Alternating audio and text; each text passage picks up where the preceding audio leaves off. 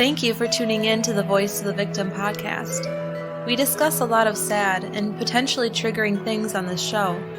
We try to be as sensitive and cautious as possible, but if you are sensitive to things involving abuse and may be triggered, please think twice before listening to our show.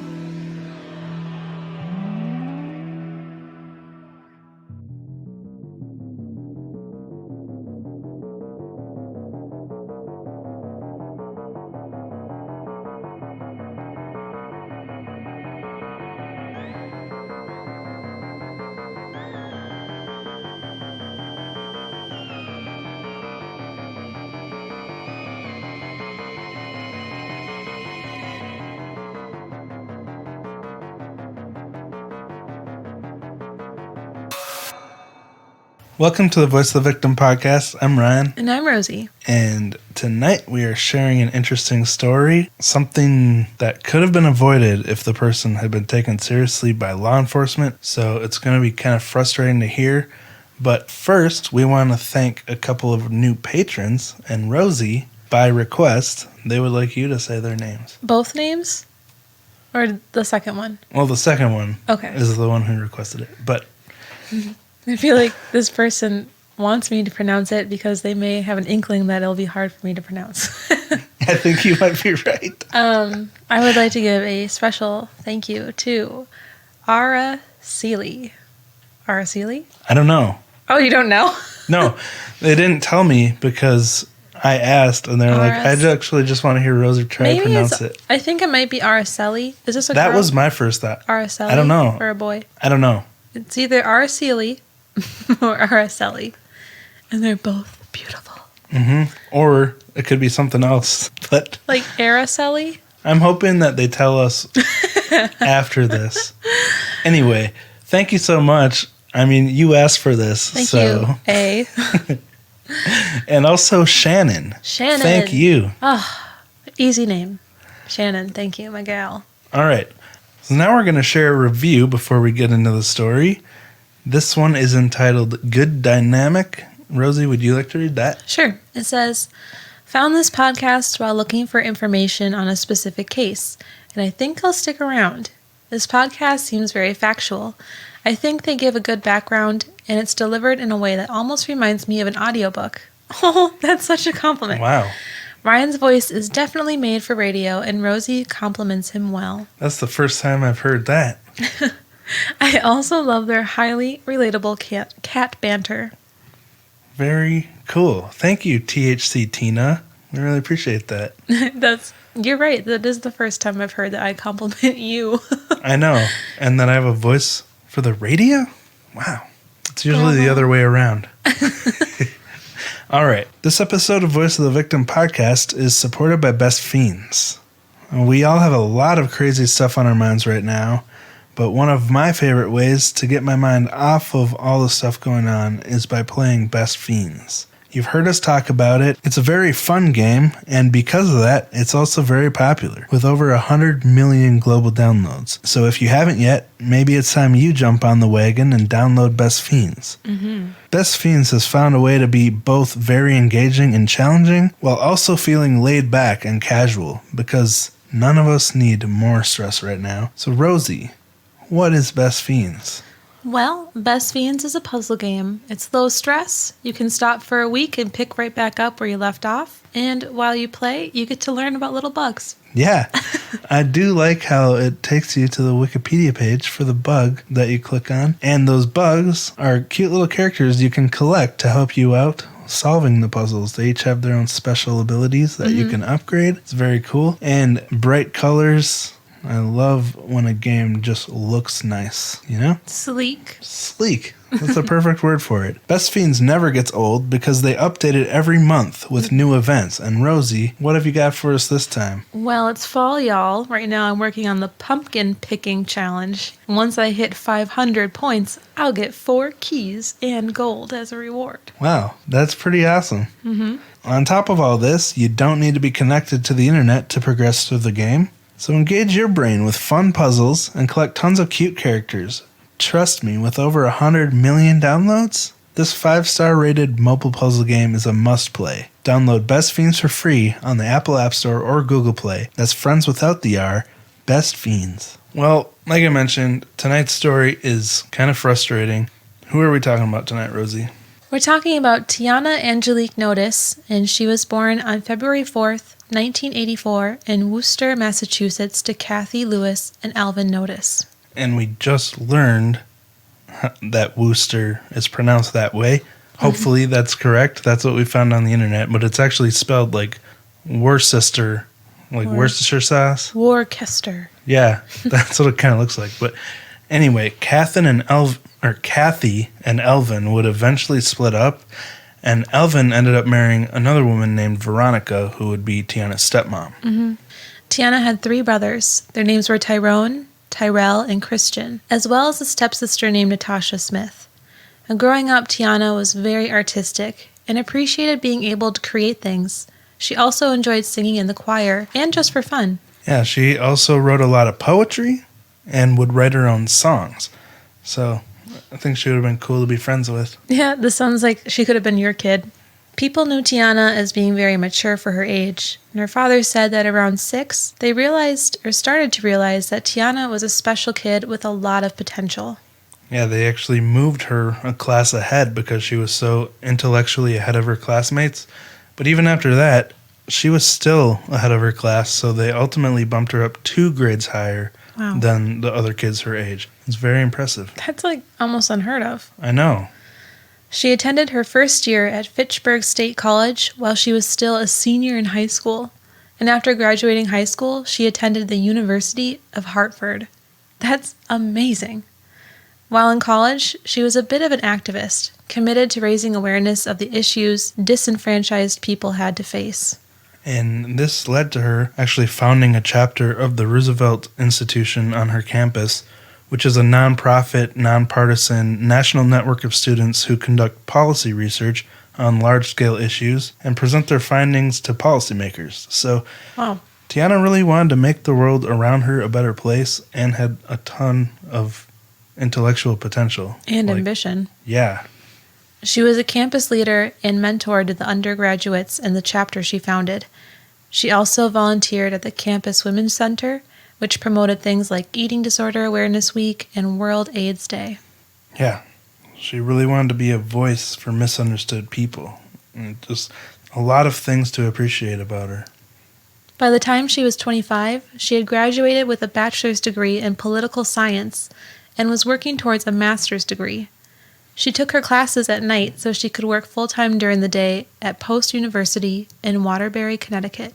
At the time tonight's story takes place, she was 1 semester away from graduating with her master's in political science and was actually talking about also pursuing a law degree as well as a PhD. This girl, refuses to quit.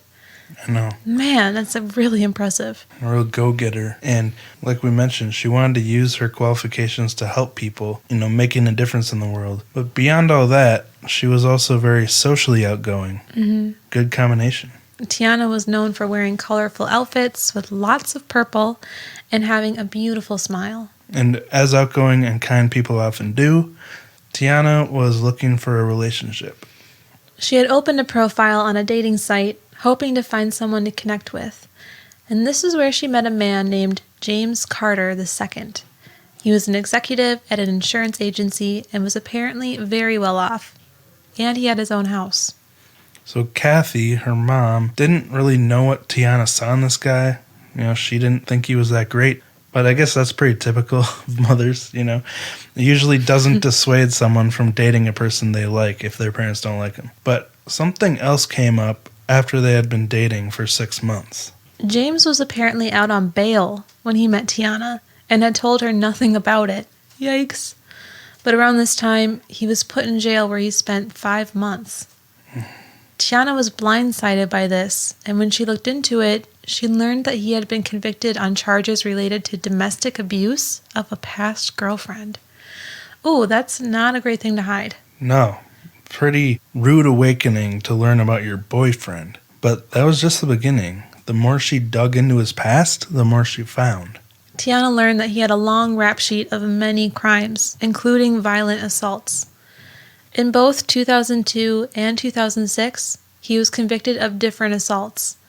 In 2008, he was convicted of violating probation and had accrued 6 more pending charges of harassment and violation of restraining orders by 2009.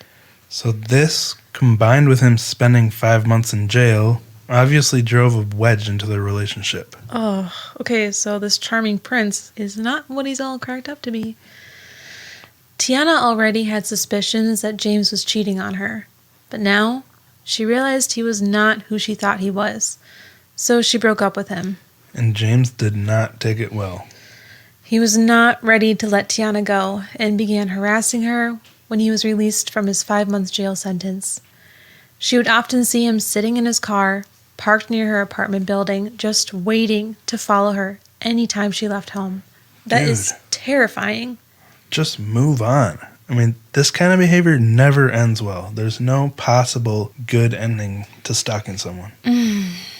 Tiana actually confronted James about his relentless harassment and told him that she was going to need to get a restraining order against him.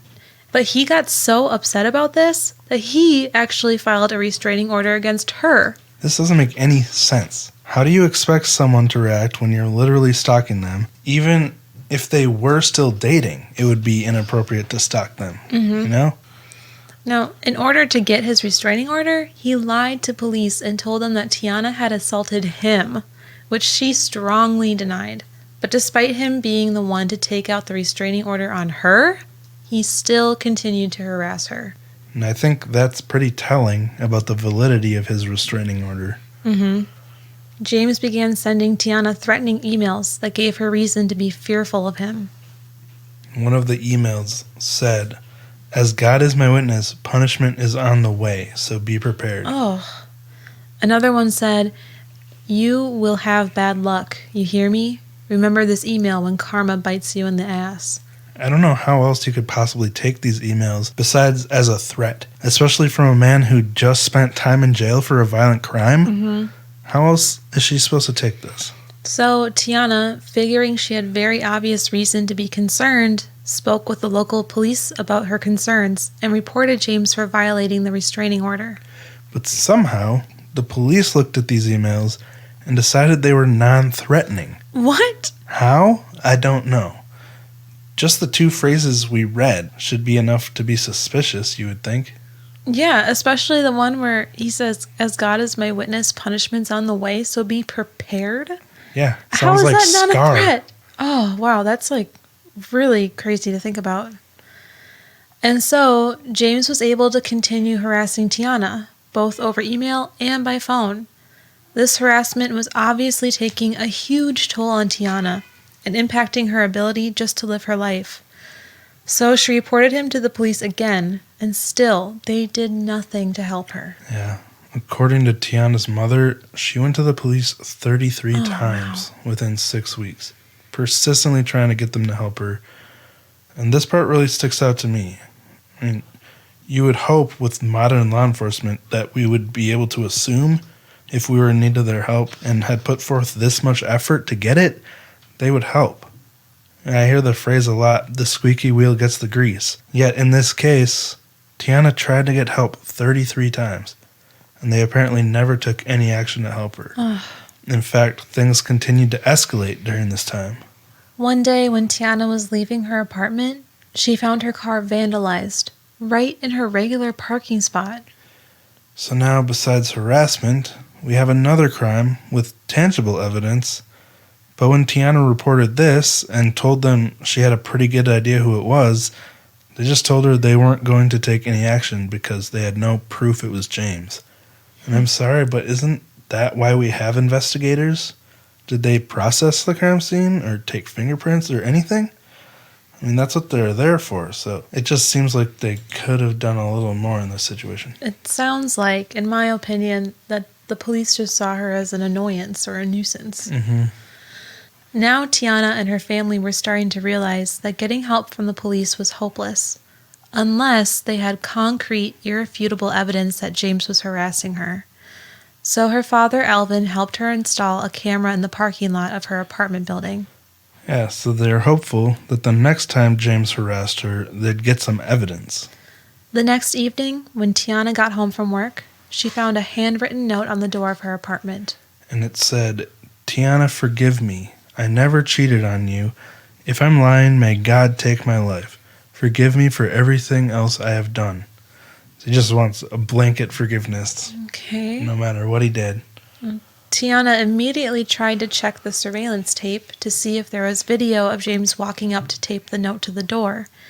But the camera had already run out of tape before capturing it. Of course it did. I don't know what kind of surveillance camera from 2009 doesn't have enough tape or space to last more than a day. This was literally 24 hours after they installed it. So this is another massively unfortunate snag for Tiana. It's so frustrating. Despite this, Tiana reported the note to the police, and this time they finally tried to investigate it. Well, that's weird, because that note wasn't as menacing. Right? They attempted to contact James for a handwriting sample so they could compare it to the note. He didn't respond to them, but he was furious to learn that she had given them the note and reported him. What did you think would happen? You've literally been stalking her, and she's been trying to ignore you. Take a hint, dude. You're obviously crossing a line. But that brings us to February 14th, 2009. James was enraged by the recent call from police and decided to do something about it. He drove to Tiana's apartment while she wasn't there and lurked near the entrance, waiting for her to come home. When she arrived, he waited out of sight as she opened the apartment door. And what he did next is really disturbing and graphic, so this is your warning to skip ahead if you need to. James ambushed Tiana and began to attack her with a knife. He stabbed her 20 times. Then he ran away and left her to die. Neighbors witnessed James fleeing the scene in his PT Cruiser. Somehow, Tiana was able to make a 911 call. And the words of her 911 call are absolutely heartbreaking. But Rosie, what did she say? She told the operator, "I'm bleeding to death. My ex-boyfriend just stabbed me to death." After everything she had done to protect herself, pleading for help from the police, she had remained conscious to experience 20 brutal stabs from the men she fought so hard to get protection from. I can't even imagine knowing I'm dying like this and knowing how hard I fought to survive. The complete devastation from the failure of the system you thought was there to protect you. So sad. And even, it's just, she didn't call for help. She pretty much was calling to report her own death. Like, she wasn't even saying, "Help me." I can't imagine the pain she was going through, being able to see that you're losing so much blood and just knowing that you're dying. Yeah, it shows her determination to make sure that he gets punished for this and isn't able to do this to anyone else. You know? Mm-hmm. When first responders arrived at Tiana's apartment, they found her unconscious. She was rushed to the hospital, and they did everything they could to try to save her. But a few hours later, she passed away. It's just so frustrating because this could have been prevented, but it wasn't. And that's terrifying. And sadly, there's a lot of cases like this. But Tiana told them herself who had done this as she was dying, so they had a pretty clear suspect. Mm-hmm. James was quickly arrested and charged with Tiana's murder. Tiana's blood was found on his pants. He had even called his brother and told him what he had done to Tiana. His brother later testified against him, but James never admitted what he did in court. He was eventually convicted and sentenced to 60 years, which was the maximum for the murder. James Carter didn't even have the decency to stand in the courtroom to face his sentencing. During closing arguments, he stood up and interrupted the trial, saying he couldn't be there to listen to it.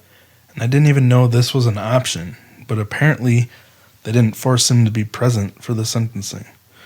Just in general, he didn't seem to have any remorse for what he had done to Tiana. I can't believe he didn't admit what he did in court, right? Even after he telling told his brother. Yeah. There's obviously some serious mental issues at play here, too. Yeah. You know? While he was in jail after the arrest for the murder, He had written letters to relatives and other friends, boasting about what he did to Tiana and using degrading language, calling her a, quote, bitch, and saying he didn't regret what he did to her. He even insulted Tiana's family and wrote that they, quote, must be taught a lesson. So not only did he not show any remorse, but this is the complete opposite of remorse. He's rubbing it in. It's absolutely pathetic. I don't even understand why he would do this. He's already ruined this family's lives. Like, how can he possibly not realize how much they've already suffered because of him? How could he think they need to be taught another lesson? Yeah. I just can't see how any fully functional person would be able to say these things. Yeah, like, what does he mean, teach her family a lesson? What could that possibly mean? And what grounds does he have to say anything like that to them? Exactly. Over 40 different family members of Tiana attended the sentencing, and many of them wore purple in her honor, since it was her favorite color. Tiana had a lot of people there in her support, which shows the kind of person she was. James didn't have anyone there on his side. She was in the prime of her life, just months away from graduating when this happened, and she had high aspirations. She had a desire to change the world for the better and help people, and so much potential. But that was all ripped away from her because of this total scumbag. After the sentencing, Tiana's mother, Kathy, said she was happy to know that James Carter wouldn't be able to hurt anyone else. Her father, Alvin, pointed out the fact that Carter had shown no remorse whatsoever and referenced back to when James said he was going to teach Tiana a lesson, saying with this sentence, Carter is being taught a lesson by the Notice family. Tiana's aunt, Lucy, spoke about Carter's refusal to be present in court during his sentencing, saying, it shows how he still refuses to deal with the ramifications of his actions. It shows a lack of character and that he is a coward. Kathy Lewis told the court about her daughter that day, saying that her whole life Tiana had been attentive. She, quote, turned her head around at every noise. She hated to sleep because she hated to miss anything. As she got older, she loved to dance and act, and one of her nicknames was Hollywood. Her most alluring trait was her smile. She was charming, witty, funny, compassionate, sensitive, caring, and smart, and always sought to fix what was wrong. Tiana trusted people easily and was always looking for the good in them. She also was a very good student who graduated early from high school and almost single-handedly founded a university think tank that teaches students about government. Kathy continues, it feels like my heart is gone. The last months of Tiana's life were horrendous, as my daughter went from police station to station to complain that Carter was bothering her. Police had dismissive attitudes and lack of empathy. The Notice family has filed lawsuits against the Plainville, Waterbury, and Bloomfield police departments, saying that they failed to protect their daughter. Yeah. It's just hard to see this mother's pain with all of the potential that her daughter had, and to have to accept that it was ripped away from her like this. Her father, Alvin, has actually done a lot of work since this to help victims of domestic violence. He's helped pass some domestic violence laws, like one that allows use of GPS tracking on domestic violence offenders. And he's also helped install many cameras at the homes of domestic violence victims in Massachusetts. And so he's really, trying to take this and learn from the situation and use it as a fuel to help other people, which is really cool. It's probably what his daughter would have wanted. Yeah. And he also founded the Tiana Notice Foundation with his family to help domestic violence victims. In court, he read a poem that his daughter wrote on August 24th, 2008, when Carter had first gone to jail for that 5 months, when she first learned what kind of person he really was. And the poem was called Chapter Closed. And Rosie, will you read that to wrap it up? It says, sometimes you want to give a man the benefit of the doubt, to prove he is who he says he is. I was disappointed, for all the words were lies and his actions spoke louder. Let his emptiness comfort him at night. Like the cement walls he became accustomed to, I smile for my curtain call. For I regained my strength when I walked out the door, regained independence by saying no more. An empty house in solitude is how he will spend his days, and I rest assured in knowing I'm beautiful, smart, and on my way. So, I mean, when he went to jail, she thought she was free of him at this point. You know, she was like, we're done. Yeah. Chapter closed. But he just wouldn't let that happen. It's just so messed up that she could have this outlook to want to move on and make the best of the situation, take it as a learning experience, and try so hard to save herself after he got out and she realized he was dangerous. Mm-hmm. And the ending was still so tragic. It really shows you how you just never know what could happen. And we're not in 100% control of our lives. Personally, just being at peace with that fact is strangely comforting. I'm someone who's very prone to worry about things that'll probably never happen. You know that, Rosie. Mm-hmm. But I feel so much better if I just let that worry go. And that doesn't mean not being diligent about staying safe and trying to protect my family, but I'm determined to take one day at a time and appreciate what each day gives me, because there's no use in worrying for no reason. Yeah. So what do you think, Rosie? I just feel so bad for not only Tiana, but her family. Like, how frustrated they must be. You know, they really handled this with grace. I mean, man, they did everything that they could have. There was not one more thing that this family could have done, what Tiana could have done to avoid the situation. Yeah. But I really admire all the traits that she is, like, you know, like all of her ambitions. Mm-hmm. Like, she seemed like a really amazing young lady.